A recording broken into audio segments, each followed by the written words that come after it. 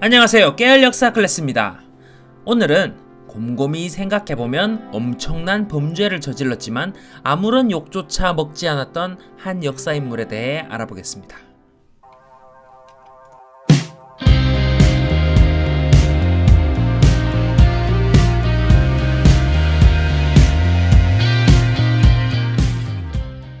백제의 왕 중 하나는 역사시간보다 국어시간에 등장하여 더욱 잘 알려져 있습니다. 가장 오래된 사구체 향가인 서동요를 지은 서동이 바로 그 인물입니다. 서동요와 함께 서동설화로도 잘 알려진 서동은 누구일까요? 그는 바로 백제의 30대 왕 무왕입니다. 무왕의 소년시절 이야기라는 서동설화에 대해 서동요와 함께 알아볼까요? 무왕의 어머니는 목가에 사는 과부였는데 어느 날 못에서 검은 용이 나타나 그녀와 정을 맺어 무왕을 낳았습니다. 그 아이는 어릴 적 말을 캐어 팔아서 생계로 삼았는데 그래서 사람들이 마뚱 또는 서동이라고 불렀습니다. 서동은 신라 진평왕의 셋째 선화공주가 아름답다는 말을 듣고 서라벌에 찾아갔습니다. 그러고는 동네 아이들에게 말을 주며 꼬셨고 서동요라는 노래를 부르도록 시켰습니다. 서동요의 내용은 이러합니다.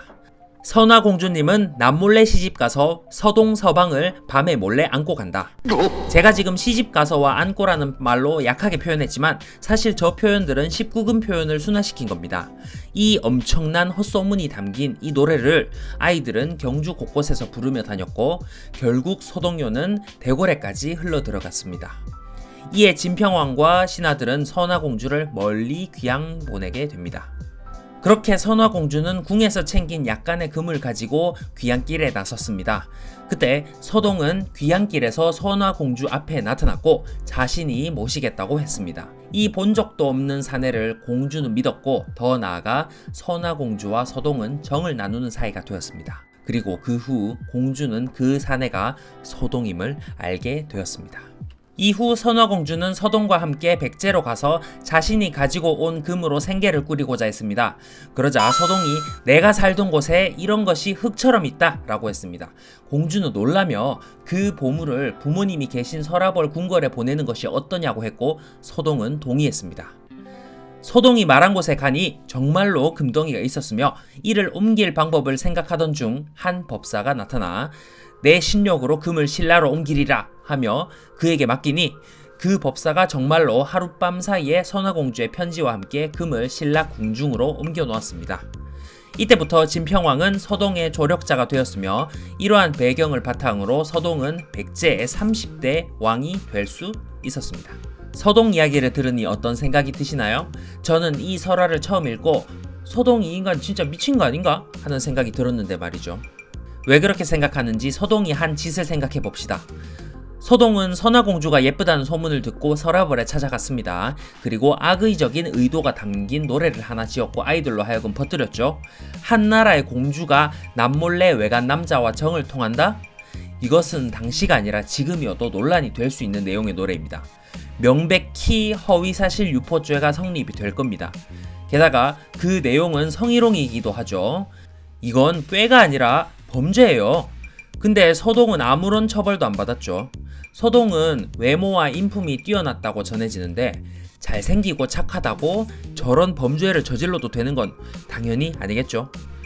어쨌든 그 스캔들에 심각하게 명예가 훼손된 선화공주는 궁에서 쫓겨나게 됩니다.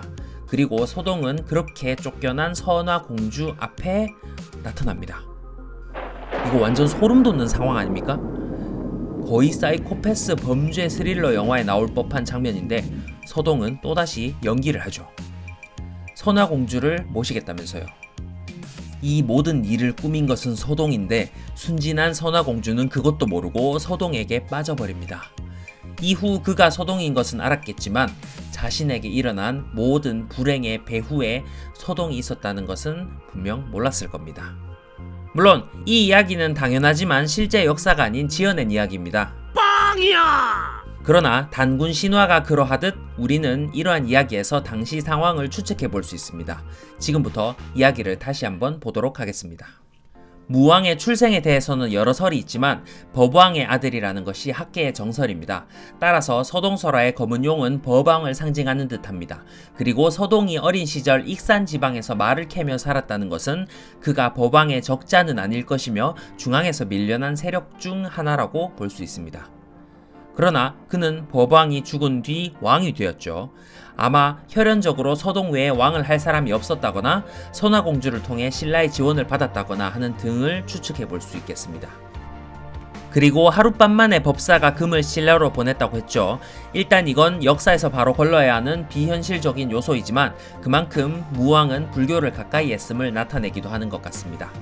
무왕이 백제 최대 규모의 절인 미륵사를 지은 사실과도 연결이 되고요. 또한 신라의 공주와의 혼인으로 신라와 긴밀한 관계를 맺은 무왕, 그는 매우 정치적인 인물이었을 것 같습니다. 설화에서도 선화공주를 차지하기 위해 온갖 술수를 부리는 것만 봐도 알 수 있죠. 그는 그러한 정치력을 바탕으로 외교에도 능했는데요. 백제 중흥에서 그의 외교는 빛을 발합니다. 신라와 친밀한 관계를 유지할 것 같은 배경을 가졌음에도 불구하고 무왕은 재위기간 동안 수없이 신라를 공격했습니다. 그리고 꽤나 많은 승전보를 올리기도 했죠. 성왕 때 관산성에서 신라에게 치명적인 패배를 당한 이후 백제는 신라에게 허구한 날 두들겨 맞으면서 살았습니다. 그러나 무왕의 백제는 드디어 신라를 다시 때릴 수 있게 되었죠.